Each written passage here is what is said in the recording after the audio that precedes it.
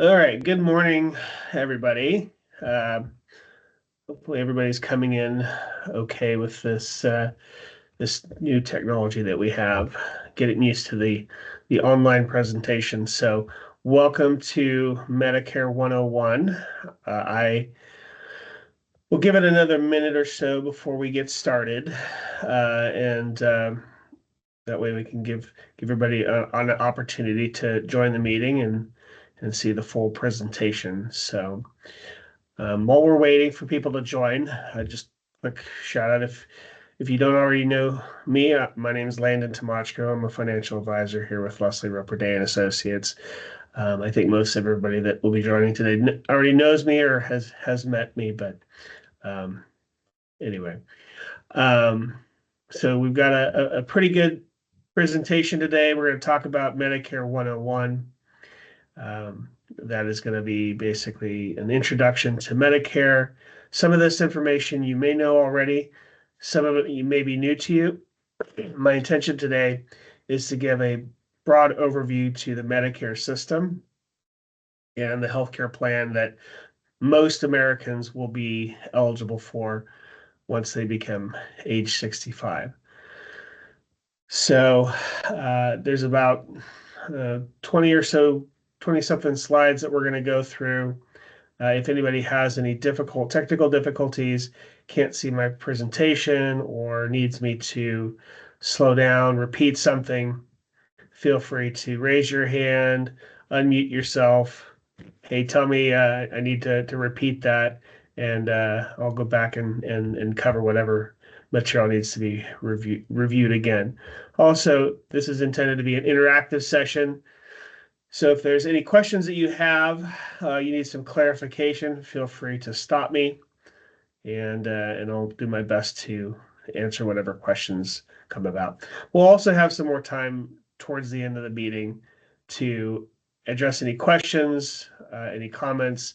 I do like to have an interactive session, so if anybody has any experience having gone through the process of enrollment or dealing with Medicare, choosing various options, whatnot, I'm happy to hear from everybody that might be on the meeting today.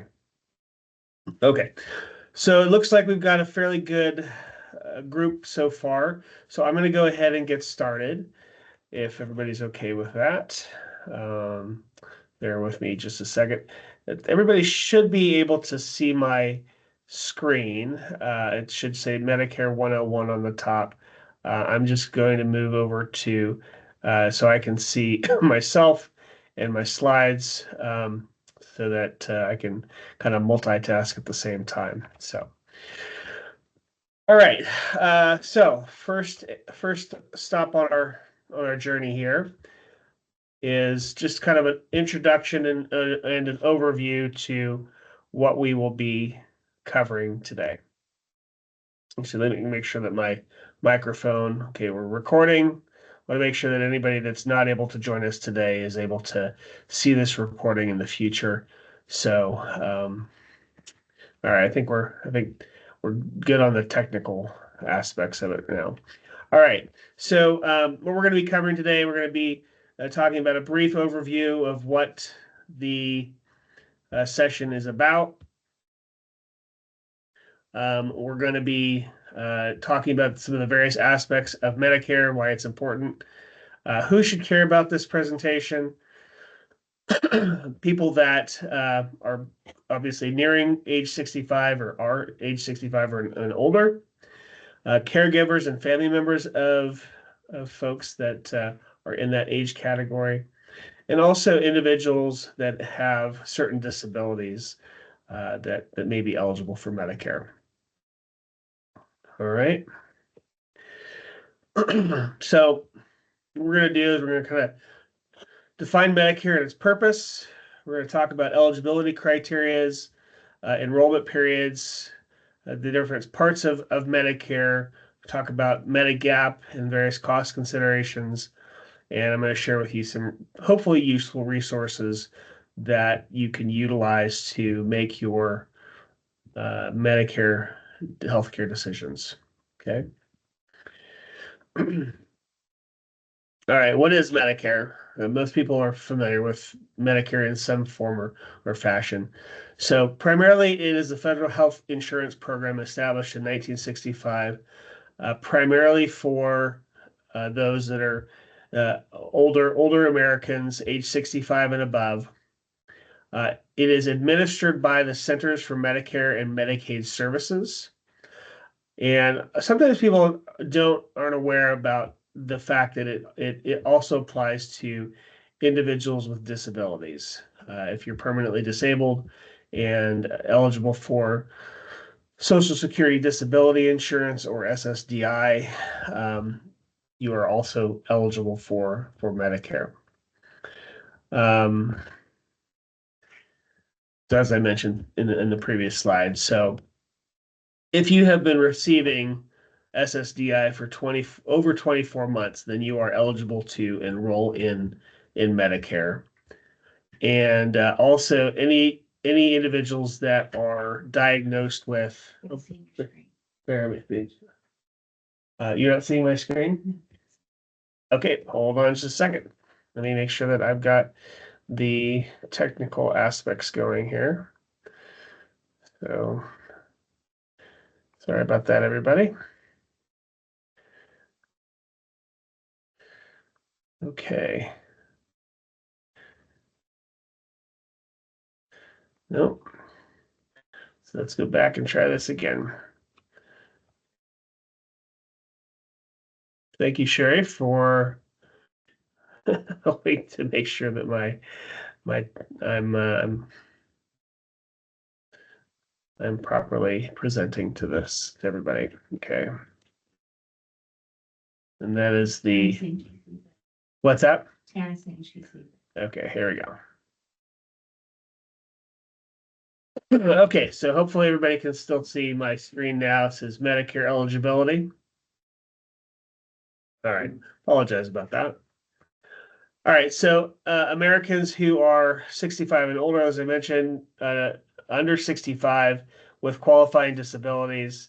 So those are those receiving Social Security disability insurance for 24 months or more, and anybody that has end-stage renal disease or ALS. So if you have kidney failure or have been diagnosed with Lou Gehrig's disease. All right. All right, what are the various parts of Medicare? Many people are familiar with these. We're going to go into some more details about these these various parts. But Medicare is comprised of four primary parts. First is Part A, that is broadly titled as hospital insurance. Part B, which is titled medical insurance. Part C is called Medicare Advantage, and that is essentially a bundled option that pulls together parts A, B, and D. And then part D is prescription drug coverage. So, generally speaking, when we're talking about traditional Medicare, we're talking about parts A, B, and D. And part C is Medicare Advantage. So that's an alternative to what we would consider traditional Medicare. And making the proper choice amongst all of these different options can be a little bit overwhelming. So hopefully I will elaborate enough on these various parts to at least give you a starting point to make an appropriate choice. All right, so we'll start with hospital insurance, Part A. So generally speaking, hospital insurance, Part A coverage, it covers inpatient hospital stays, skilled nursing care for a period of time, hospice, and some home health work. Okay. So mainly the way that you can think of Part A is if you need to be admitted to a hospital, you need to have surgery, you need an emergency, you have an emergency. Part A is what covers those aspects of your healthcare. Okay. Part A is generally premium free if you have qualified. So if you have worked for over 10 or more years, which constitutes 40 quarters, paying your Medicare premiums off of your W-2 wages. Okay, so the FICA insurance is what goes towards paying this. So if you have reached that 40 quarter qualification, generally once you have enrolled in Medicare, the Part A portion is free. Um, Now there are some copay. There's some other aspects to things that would get charged when you went into the hospital, but the hospital coverage is generally free. Skilled nursing is covered up to 100 days. So when we're talking about skilled nursing, so if you need rehab coming out of a surgery, or say, for example, a hip replacement or something of that nature, it covers your skilled nursing care um, up to 100 days on a declining scale of overall costs. Okay. If you are in the end stages of your life and have determined that you are eligible for hospice, generally speaking, all of your health care for hospice coverage is free as well. Okay. So that's part A. As far as enrollment is concerned, um, if you don't enroll in Part A when it's first eligible, you may have to pay a premium or face a penalty of 10% for each full year that you delay enrolling. So generally, this penalty is applied to your monthly premium for twice the number of years that you delay. So essentially, it is generally speaking in your best interest to enroll in at least Part A when you're eligible. And so we'll talk about employer coverage here in a little bit, but generally speaking, enrolling at least in Part A when you're 65 is a good idea. Okay. So then let's talk about Part B. Part B is medical insurance. So that generally applies to everything related to what a doctor might do for you. So that is doctor visits, outpatient care, so your doctor's appointments, preventative services that it covers medical equipment such as um, wheelchairs, walkers, canes, or other types of medical equipment that might be required for your medical coverage. Um, Part B does have a monthly premium. Okay, so this is going to be more similar to how you might be uh, familiar with paying a monthly premium for your health insurance while you're working. Once you become eligible at approximately age 65, you will need to enroll unless you are eligible to waive enrollment in order to avoid penalties. So if, say, you're retired and you turn age 65 or get within the window for enrollment, you need to enroll, otherwise you will be subject to a penalty. So if you delay enrolling, again, you'll be subject to that 10% penalty for each 12-month period you delay enrolling. It's applied to this Part B premium, and we'll look at the Part B premiums here shortly. Okay, so if you have creditable coverage, say, for example, if you're still covered by your employer, that penalty can be waived. And then there is a trade-off that comes with determining whether or not it's better or to maintain your current employer coverage or consider enrolling in Medicare.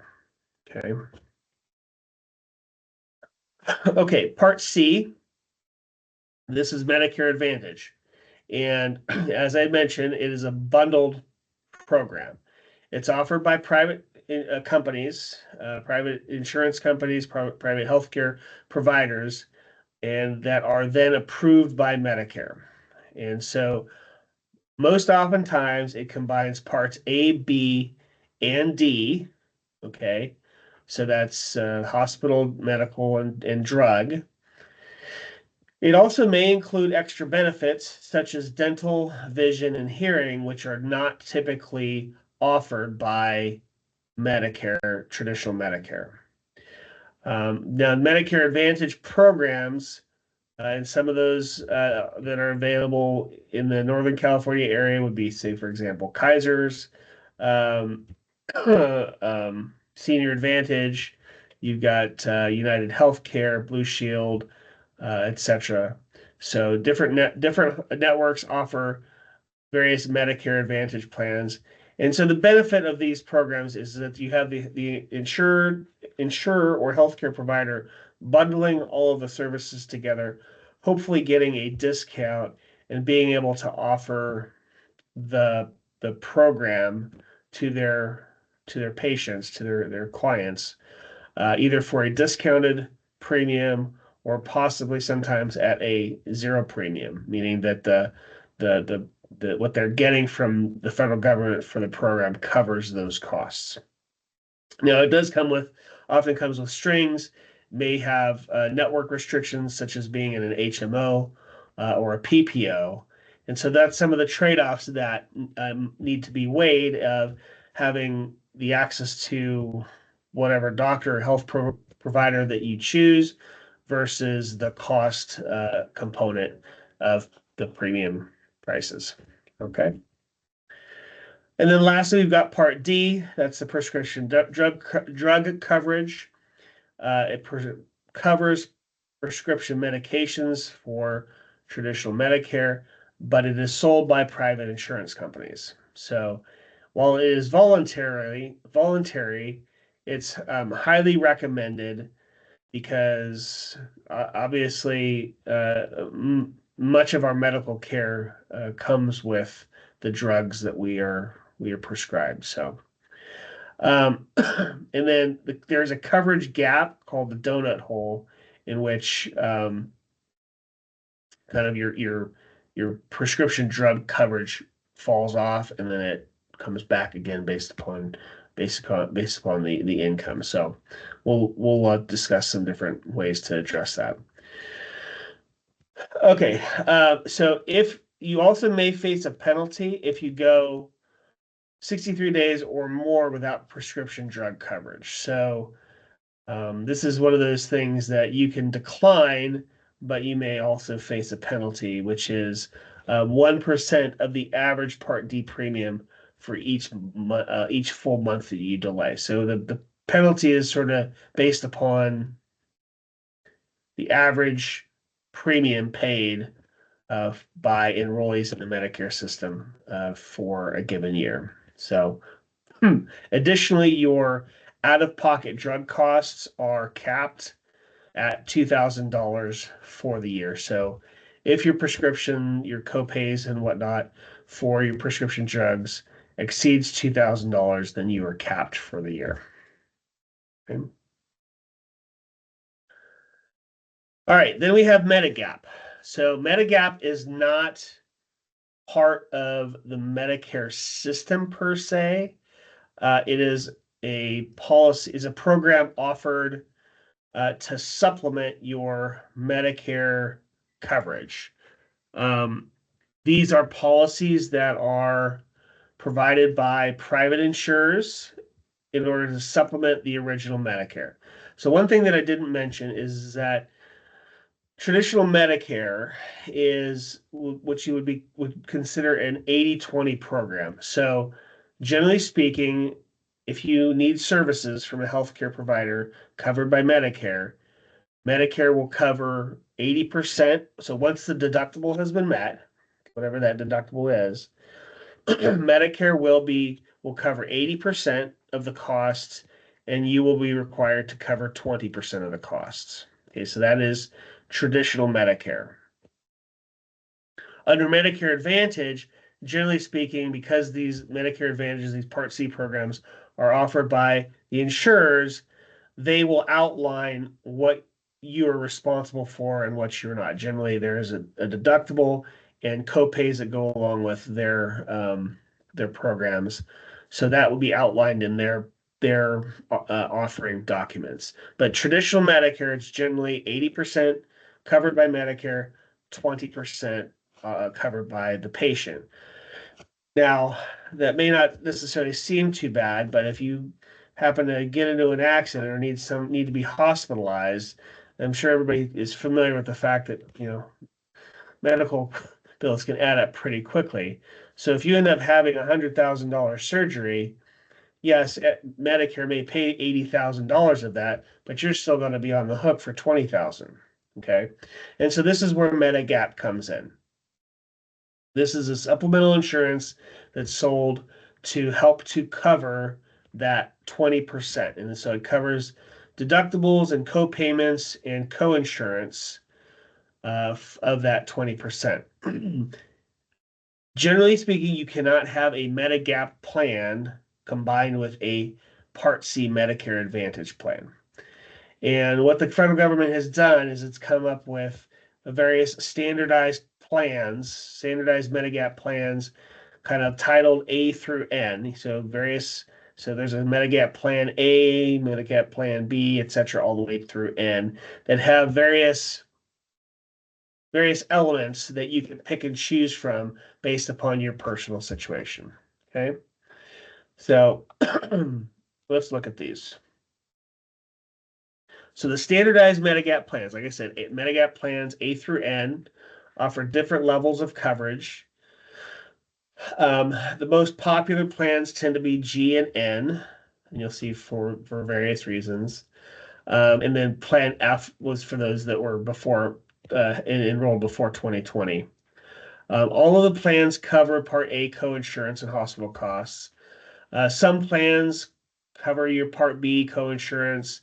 Some cover your blood if you need blood for procedures or whatnot. Skilled nursing facility co-insurance. Also foreign travel. So sometimes people are not aware that Medicare does not cover foreign travel. So if you plan on going on a trip, it behooves you to look into your medical coverage, make sure that you have foreign coverage so that if something happens to you while you're outside the country, you have medical coverage. Okay. Oftentimes, those policies are often offered by your travel company for travel medical insurance, etc. Here's a slide that shows some of the various Medigap plans available. And you can see there's various choices that you might need to consider when choosing the appropriate Medigap plan. So all of them have Part A co-insurance coverage. All of them have some degree of Part B co-insurance or co-payment coverage. Plans K and L are what you might consider high deductible plans. So those intentionally have lower Part B coverage because the idea is that you have a health you want to be able to pay out of pocket because maybe you have a health savings account or some other means of paying those coverages, and by doing so, that Part K or Part L plan would have a smaller overall monthly premium.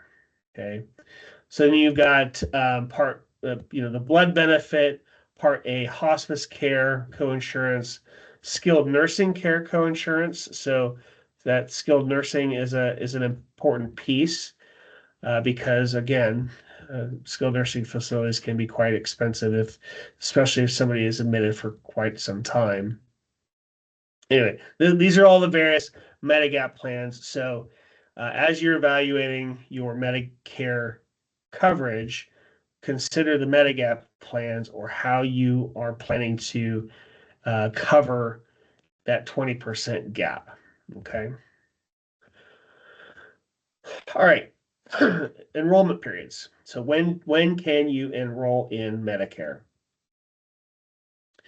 So your initial enrollment is always scheduled for 3 months before your 65th birthday month, the month of your birth, okay, so that whatever your birth month is, and then 3 months after. So that you have a total window, initial enrollment window of 7 months. Okay.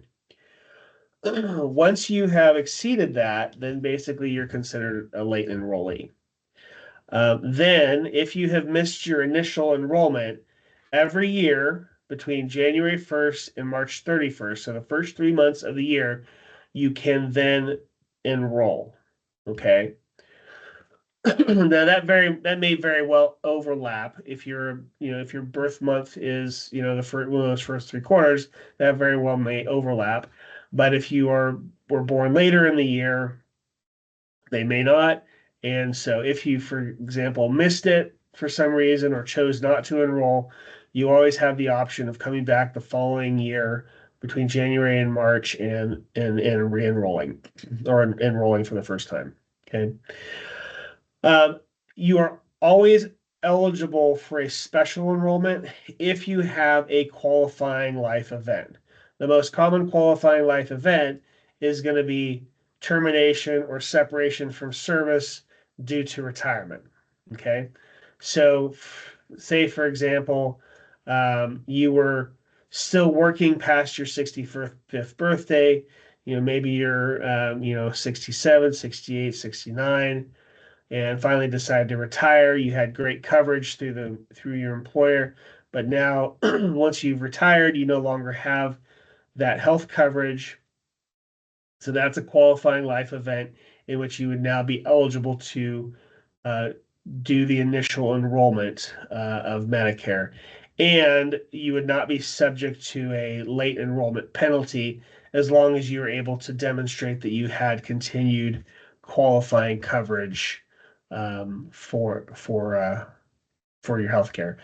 Now, that doesn't mean that the Part B premiums haven't continued to increase. One of the benefits of enrolling when you're initially eligible is that it essentially locks in your Part B premium to whatever it is that year. So I think we're 180 right now. Excuse me. So by law, your Medicare premiums, the amount that they can increase, are capped by the amount that of your Social Security increases. Okay. So part of sometimes there's a little bit of a disconnect between when people enroll in Social Security and when they enroll in Medicare.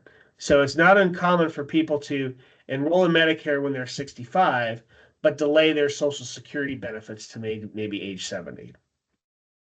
Okay, so those things don't necessarily always align. But what I want you to remember is that if you have a qualifying life event, you are eligible to enroll, and if you had creditable coverage prior to, you won't suffer a penalty. Now, uh, Medicare does have open enrollment during the normal open enrollment cycle between October 15th and December 7th. And this is when you might be able to change your plan.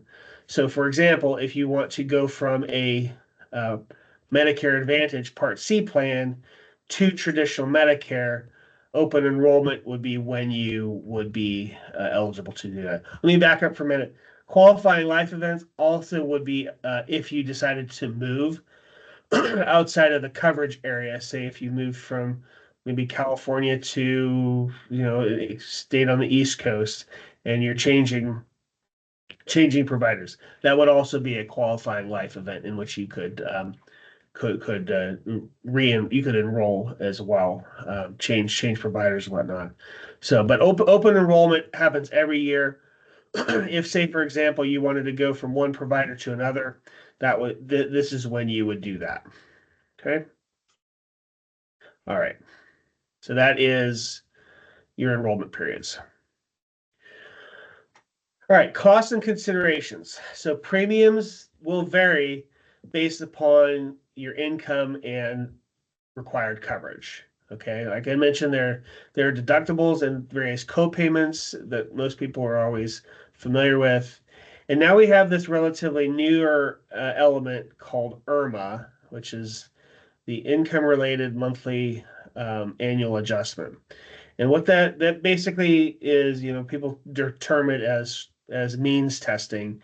So it is adjustments to your Part B premium and Part D premiums based upon the amount of income reported. Okay. Medicare does not have an out-of-pocket max. Okay, I'm sorry, Medicare Advantage Part C does not have an out-of-pocket max. You may very well choose a Medicare policy with a company that provides an out-of-pocket max, but the program itself does not. I'm sorry, I reversed that. Medicare Advantage has an out-of-pocket max, again, based upon what the company specifies. Original Medicare does not. So that 80-20 that I mentioned, that 20% can go as high as you can imagine. So just keep that in mind. Okay. All right. IRMA, as we jokingly call Aunt Irma. So income-related monthly adjustment amount. Again, this applies to Part B and Part D. And generally speaking, it's based upon the income from your tax return 2 years ago. Okay. So for 2025, your monthly adjustment would be based upon your 2023 tax return. And the higher your income, the more you're going to pay in your monthly premium. Now you can so that adjustment amount, it's adjusted every year based upon your income, and you can request that it be waived or modified based upon special circumstances, such as if you retire, maybe in the middle of the year, maybe for the sale of a home or other asset, you can request that it be modified, but that's sort of at the discretion of Medicare and the IRS. So let's look at what those IRMA adjustments are. Okay, so like I said, your current Medicare Part B premium, I think it was 180 right now.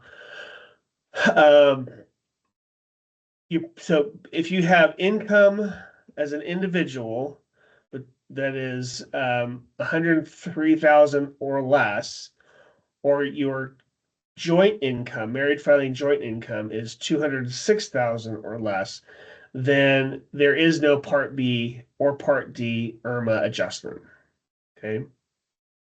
Then once your income starts increasing above those, and this is what would be considered a MAGI amount, MAGI, modified adjusted gross income.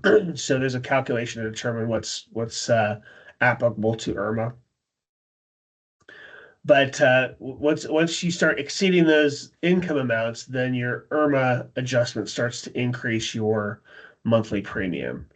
Okay, so if your income, all right, is above $500,000 as an individual or $750,000 as a couple, then you're essentially looking at about another $500 per month tacked onto your Part B premium. So $680-ish per month.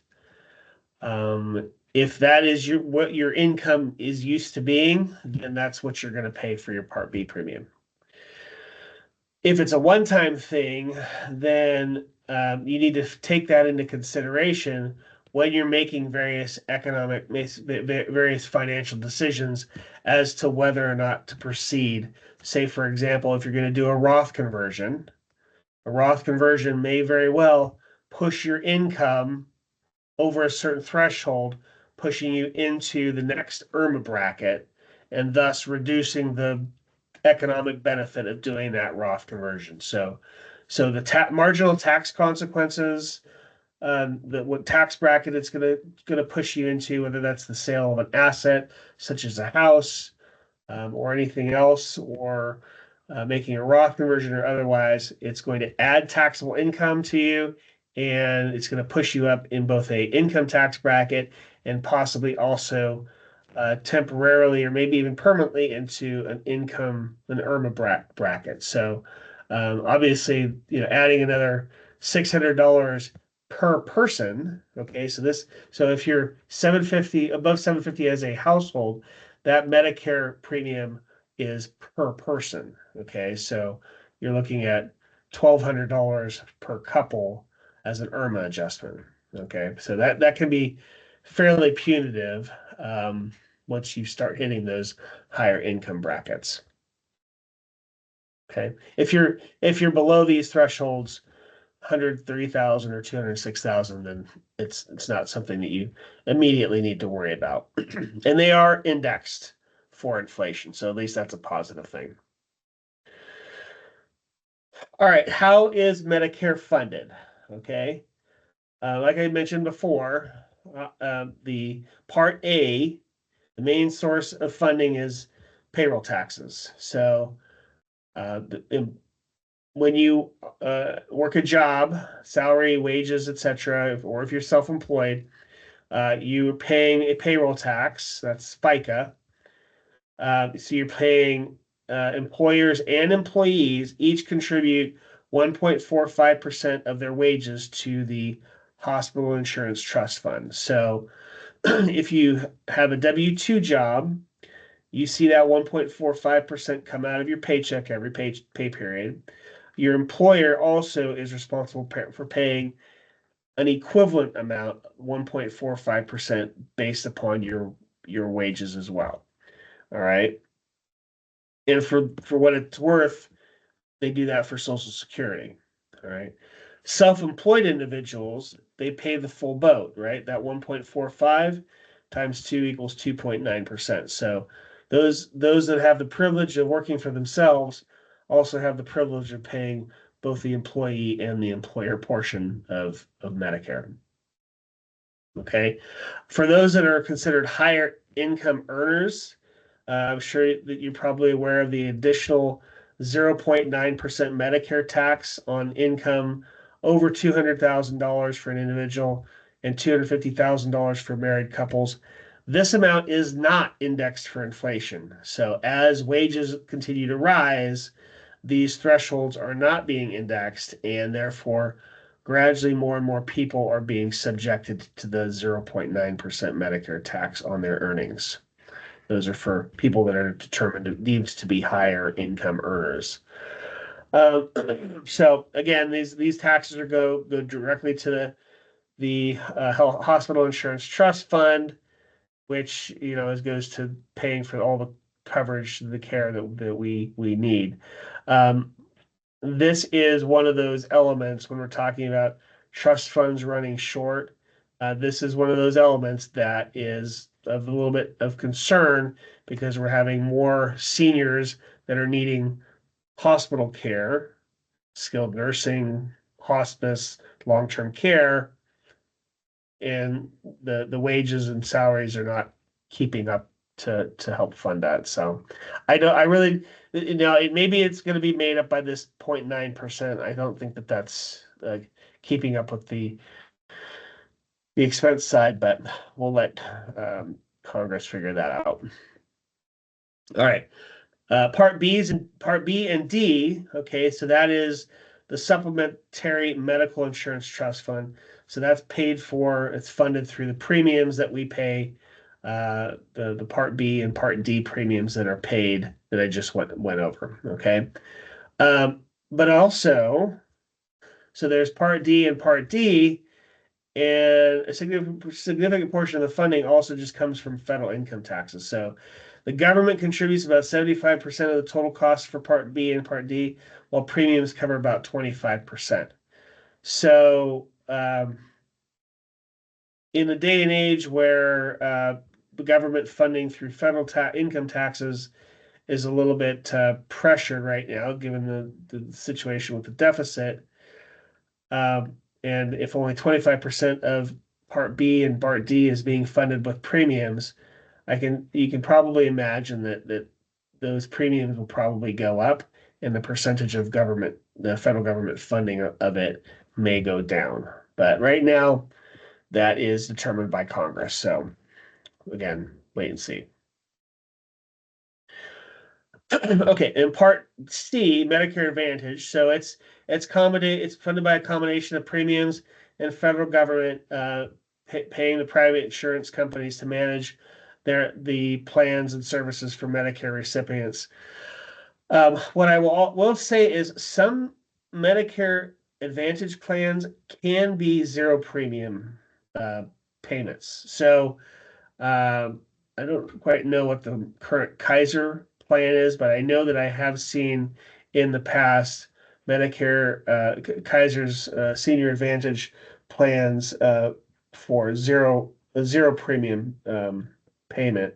So I don't know if there's any other insurers that are doing that right now. I haven't seen them recently, but they are out there. So basically, if the money that the federal government, Medicare, would pay for your coverage is enough to offset the premium, that's how they get to that point.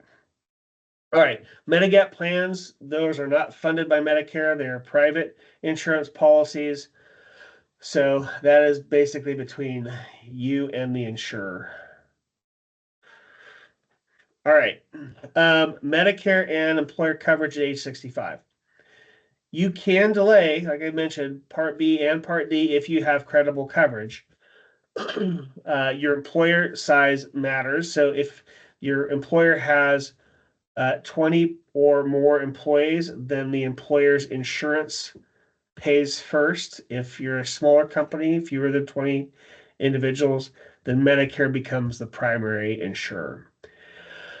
Importantly, if you are laid off, COBRA is not considered creditable coverage for delaying Part B without penalty. Okay. So now, technically, creditable coverage would be if you got it on one of the exchanges, but once you hit 65, then you're looking at a Medicare policy through the exchanges, anyways. So just keep that in mind. If you do get laid off and you decide to go on COBRA because the company has a better plan, or you just like the plan, you like the coverage, like the network, etc., it does not count for offsetting that delayed enrollment penalty. Okay, so obviously cost considerations are going to be what you get versus what you pay for. All right, let's talk about Medicare disability coverage briefly. So as I had mentioned, so it provides health insurance for those people that are under age 65 but have a qualifying disability. And that qualifying disability means that you have been receiving Social Security Disability Insurance, or SSDI, for at least 24 months. This is primarily for people that are permanently and fairly severely disabled, such that they are not able to uh, perform any substantial employment. Okay. Relatively severe disabilities. That doesn't mean that you are not mobile, right? You're not, doesn't mean you're a quadriplegic or whatnot, or you have any sort of extenuating physical disabilities. It could be mental, it could be internal, it could be severe back disabilities, etc.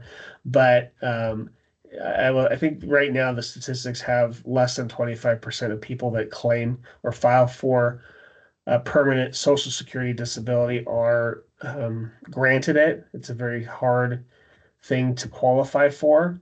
But if you do, once you've started receiving the Social Security disability benefits for at least 24 months, then you'll become eligible for Medicare. Okay. And there's some additional things that have been carved out in the law over time. If you have Lou Gehrig's disease, you're eligible for Medicare. If you have end-stage renal disease, you're eligible for Medicare.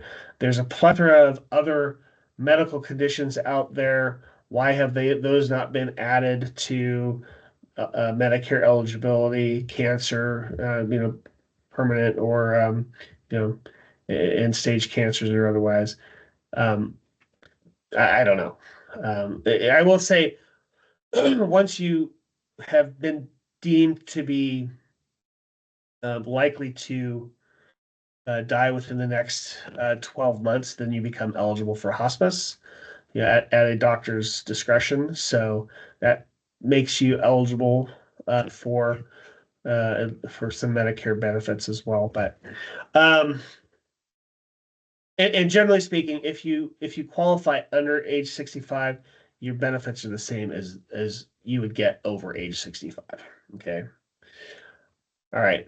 So what does Medicare not cover? So these are important aspects to consider when you're deciding a medical coverage program, as well as how you plan on having coverage for these particular circumstances. So, long-term care, like I said, over 100 days, Medicare does not cover long-term care. So, if somebody has dementia or Alzheimer's or anything else that is physically disabling, where they need 24-hour care, then Medicare covers it up to 100 days and at a diminishing amount of reimbursement.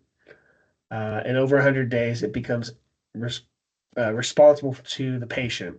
This is where long-term care insurance coverage comes into play. This is also oftentimes where programs like Medicaid or in California, Medi-Cal kick in. So for patients that don't have the resources to pay for long-term care, they would then be applying for Medicaid or Medi-Cal, which are social welfare programs. I'm not going to get into Medicaid or Medi-Cal in depth today, but just know that that's sort of the next step for that program. Other things that are not covered by Medicare. Most dental care and dentures are not covered. Those are out of pocket. Eye exams, optometry. Well, some optometry is covered, but eye exams. So ophthalmological conditions would be considered, but general eye exams that would require most, just getting glasses or contacts or prescriptions for those is not covered. Cataracts, I believe, or other types of things that are impending your actual vision. Those I think are covered, but general eye exams and such are not. Hearing aids and anything related to helping your hearing is not covered. Routine foot care, cosmetic surgery, acupuncture, and I also mentioned care outside the U.S. With exceptions. Okay. All right, some common mistakes, things to avoid when uh, dealing with Medicare. Missing enrollment deadlines, not being aware. Okay, most people are pretty keenly aware about when their birthday is. So, once you're north of 62, you want to know when your enrollment window is. Assuming automatic enrollment. Enrollment is not automatic unless you are already enrolled in Social Security. If you have enrolled in Social Security, then at that point they will prompt you to enroll in Medicare. Not reviewing your plan options each year. Now, this is subjective. If you're happy with your benefits and happy with your plan and premium and whatnot, then probably not necessarily a need to review every year, but at least knowing what changes are occurring in your program. Oftentimes, drug coverage changes. Sometimes they change deductibles, copays, etc. So reviewing those and making sure that you're aware how those are going to impact you is important. Ignoring drug coverage is one that has a potentially significant impact on people. So, for example, if you don't have drug coverage and you get diagnosed with cancer, the chemo treatments and all of the various drugs that come with battling that disease can really blow people's finances out of the water. We talked about assuming medical care for foreign travel, so won't beat that horse. All right, common myths. Medicare is free. Obviously, we just went through a bunch of that stuff. It's not free. There's various cost elements that need to be considered. Medicare obviously does not cover all of the healthcare needs that an individual might have. Some of those things need to be considered, such as dental, vision, hearing aids, etc. So I'm automatically enrolled when I turn 65, only if you're already receiving Social Security benefits. I can sign up for Medicare anytime after 65. No, again, it's dependent upon your enrollment window. And every year there is a new enrollment window, but if you miss that enrollment window, then you're still going to be subjected to late penalties. And the Medicare Advantage is always the better deal. That really depends upon your health needs, your providers, your coverage preferences, if you have a specific doctor or medical program that you prefer. Sometimes there are not Medicare Advantage programs available. Specifically, it's becomes somewhat difficult in very rural areas. So if you are considering a retirement location or relocation to somewhere that may be more rural, um, taking into consideration what options you have for medical coverage, Medicare Advantage, or traditional Medicare is an important consideration.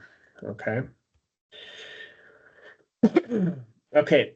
Briefly on Medicare versus Medicaid. Okay. So obviously, Medicare is for those 65 and older and those under 65 with disabilities. Medicaid is for low income individuals and families. Okay, generally speaking, those that are at or below the poverty line, or those with children that have challenges enrolling or getting health coverage. Um, so Medicare is a federally administered health program. Medicaid or Medi-Cal in California is a combination of federal and state, where the state absorbs about 50% of the cost associated with that. So income-based, generally Medicare is not income-based, but Medicaid is. Okay. We talked about long-term care. Medicaid, once you are qualified, does cover long-term custodial care. Okay, so that would be care in a facility. But I will say, because Medicaid is considered a welfare program, it's not necessarily the ideal location that everybody would envision in their old age. So it's kind of on a where space available, a space available system, and it is not uncommon for people to be placed into a Medicaid or Medi-Cal funded facility many miles or hours away from where they live or where their family is. So keep that in mind. And like I mentioned, federal government, the Center for Medicaid or Medicare and Medicaid manages Medicare. Okay. All right. Here are some tools and resources for helping you with the decision about um, Medicare and the various health benefits. So obviously go to medicare.gov. There's a lot of information on the website. They put out a book, Medicare and You, every year. So we've got the 2025 edition that's been published this year, has the current programs and premiums and all that sort of stuff. And honestly, it's hard to keep up with all of the various cost elements associated with Medicare. But that's a great resource. You can go online and download it. Sometimes you can request it to be mailed to you if you want a physical copy. Additionally, as you are evaluating, this applies to those in Northern California, but there are these agencies across the country. In Northern California, it's HICAP, the Health Insurance Counseling and Advocacy Program. I've put the website and the phone number here.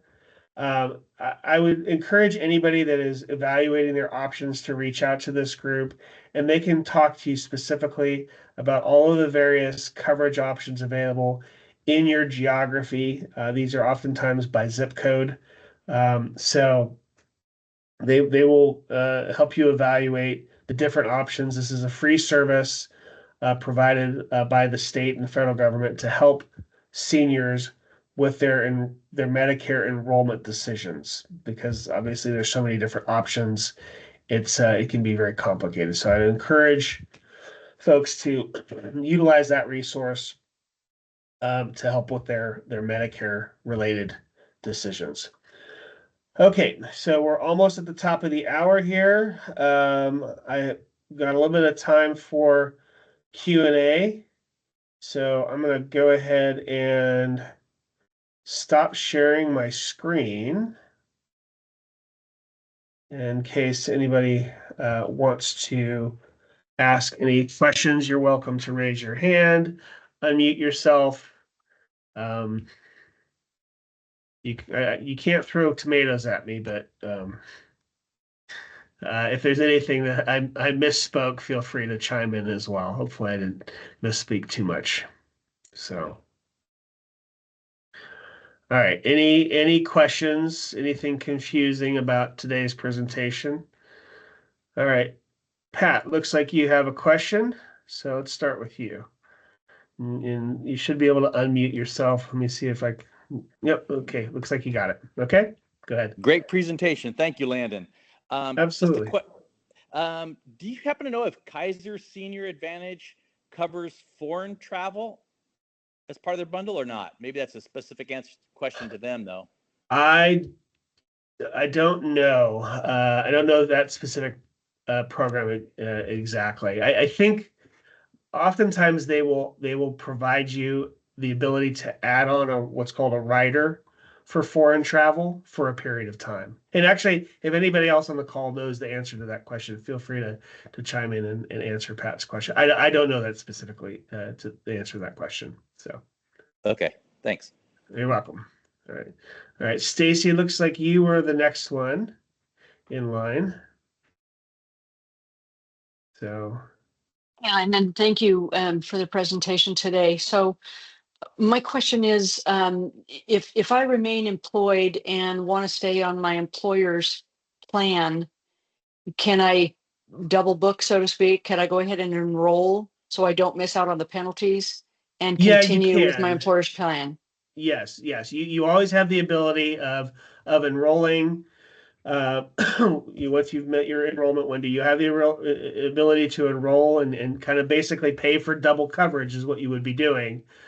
I will say anybody that has employer coverage, I would talk to your HR group or the healthcare administrator if it's provided, because oftentimes employers will have kind of a Medicare option, Medicare employer coverage option, in which you go ahead and you enroll in Medicare, and then the employer will help to offset some of the costs to kind of keep you whole.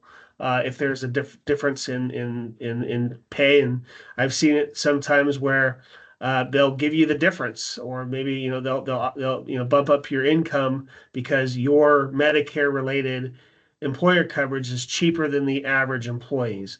So it's really employer specific. But to answer your question, yes, you are able to double dip, get double coverage. Then it kind of comes down to a cost and benefit. What I would say about the premium piece of it, like I said, once you enroll in Part B, okay, Part A is not going to have a premium. Part B and Part D, what you're effectively doing is locking in the kind of the premium that you would be currently paying right now, about $180 a month, and that basically gets capped based upon the Social Security increases going forward. So let's just say hypothetically that if Social Security increases are about 3% plus or minus per year, that's about what your Medicare premium increases would be capped at. So the later that as you delay enrolling in Medicare, then if premiums are going up typically 6 or 7% per year, then you are kind of giving up the ability to lock in that cap. But instead, you're still paying out of pocket for your employer-based health coverage.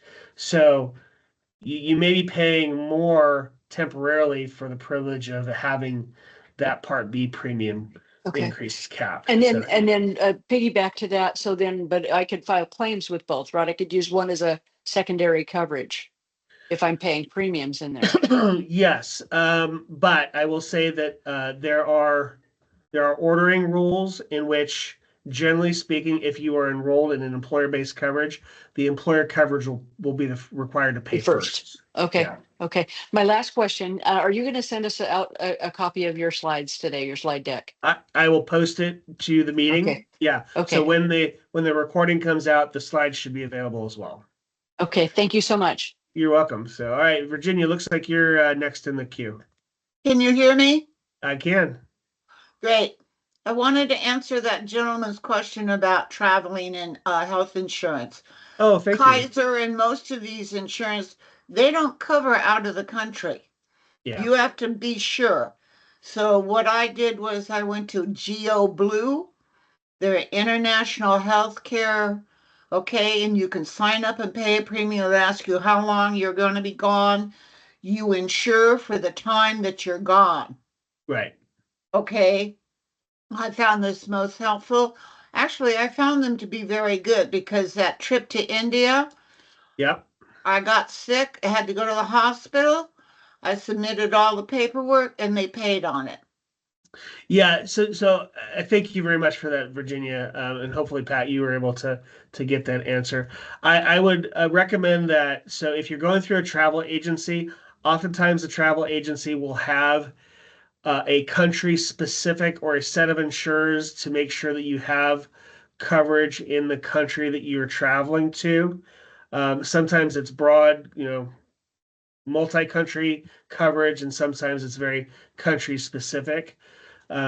So I would definitely make sure that you have that when you travel abroad and talk to your travel carrier or your healthcare provider or your other, if you have other insurance through a major insurance carrier, sometimes they have programs where they will offer those types of foreign coverages as well. So it's very much a specific thing, and you kind of have to shop it around for a bit. But Geo Blue I found to be very good. so GL Blue, Geo Blue, GEO and then Blue. Okay, they insure for a lot of countries.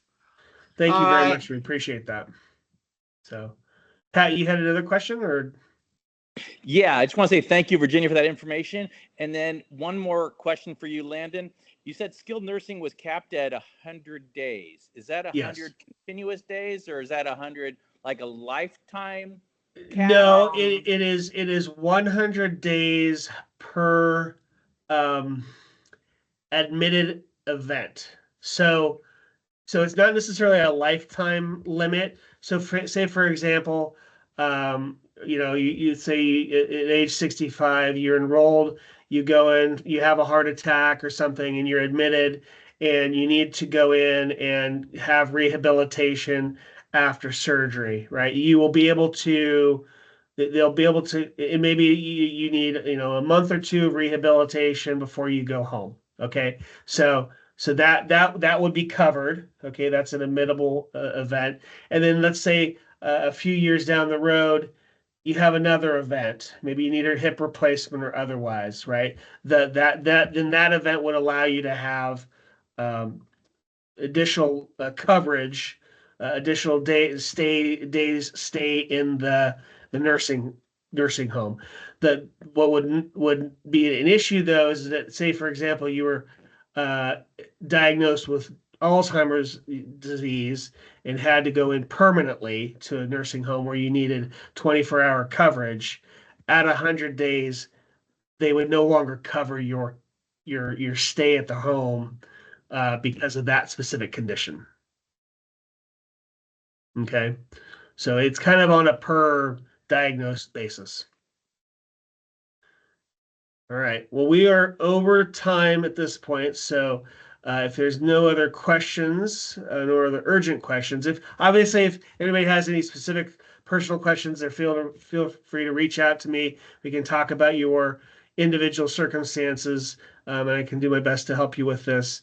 Otherwise, like I said, the slides and the recording will be posted probably within a day or two, and hopefully everybody enjoyed this. I will let you have the rest of your afternoon back. Everybody go and enjoy the beautiful spring weather, and hopefully the allergies are not going to cause you a medical need here shortly. So, all right, thank you everybody for joining me today. Before I let everybody go, one other thing. I want to just reiterate some of the things that are coming up. So next month, May 14th, I'm doing my monthly market update again. And then May 21st, the next in the series is going to be IRAs versus Roths. We're going to talk about the ins and outs of various retirement accounts. So hopefully those everybody that dropped off will get the invite coming out. But look for those invitations coming up in the next few weeks. Okay.